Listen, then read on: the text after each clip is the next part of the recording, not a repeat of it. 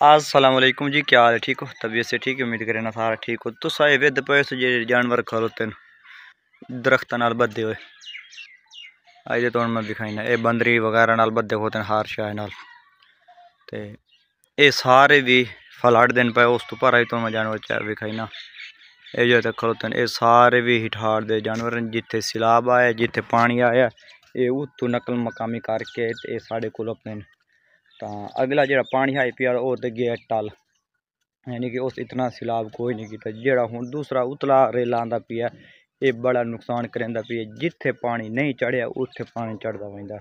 हूँ जिथे यानी कि राती वधन लगा है तो ये हुण ताई यानी कि अगे 2 फुट डाउन है पे पक्के चक्के यानी कि अगले रास खुश कोई खलोते हैं बंदा आ वाई सकता है तो हुण उस के काम किया है हूँ उस तो भी बराबर करके तो उस तो यानी कि 1.5 फुट पौने 2 फुट पानी उच्चा हो गया है तो उस बावजूद भी हुण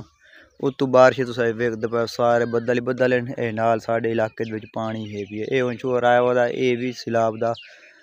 कुटिया होया लुड़िया होया आया हुआ बाकी अल्हम्दुलिल्लाह अल्लाह हर पासे खैर करे सी ते अपने हित ईमान रखे सी जिन्हें तो गैन लोड़ जिन्हें बच गए अल्लाह उन्होंने बचावे तो हाल ही सुनने चाहता पिया पानी जिस ताई वहीदा पिया वो तक तबाही की वहीदा कोई नहीं बचाइंदा पिया कोई ऐसी स्थार न जिथे पानी नहीं फिरता पिया हालांकि जिथे हुण साडा घर है भी ना साडा घर उस तो पिछा तकरीबन 9 10 12 फुट पानी की ऊंचाई हो गई है हुण अस जिथे बैठे हैं साढ़े पासा उच्चा है अगला पासा जिक्का तो बहुत तबाही की वहीदा तो थोड़े के सूरत हाल पे इलाके बाकी बारिश है पी तो पर सारा पानी वेदे पे सारा रेतला इलाका कच्चा है पिया इतने हुण आपने तो अंदाजा ला लो इतने कितना कितना पानी है पिया जेड़े घर उबे घर हुण उत्तों रतोक की बारिश लंदी पई है ना इतने पट्ठा लभदा पिया है ना कोई खावन दी शाय लभदी पई है तो जिंदी काशा पई है उठाई लुढ़ गई है मकान डट्ठे सारे बिच दबी गए यानी कि दरिया के इलाके तो कोई मकान नहीं बचा दरिया जी कोई बचा तो कोई शहर ही पैन वो उठाते भी कदा डै पे कहें मकान ऐरे बह गए कहें दी कश बह गई हर कोई बेसुरा हो के बहर बजे दाने बिच रह गए कहें गलदे पैन कहें बिस्तरे गलदे पैन यानी कि हर शहर लुढ़ गई है